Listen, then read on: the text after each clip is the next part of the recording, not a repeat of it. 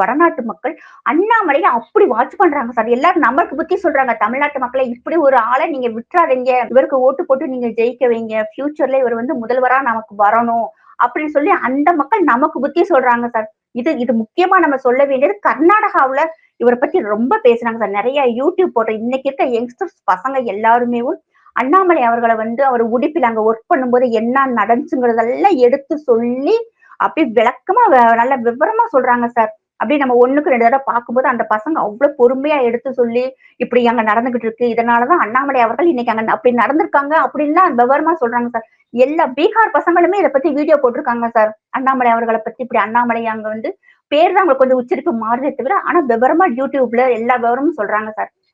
மிகப்பெரிய ஒரு அவமானம் சார் இது. நம்ம தமிழ்நாட்டுக்கு மிகப்பெரிய அவமானம், கேவலம். ஆனா அண்ணாமலை அவர்கள் வந்து இது சாதிச்சு அவர் நினைச்சதை நடத்தி காட்டிட்டாங்க சார். நான் அப்படிதான் நான் சொல்லுவேன். ஏன்னா இவர் கவனத்தை ஈர்த்துட்டாங்க.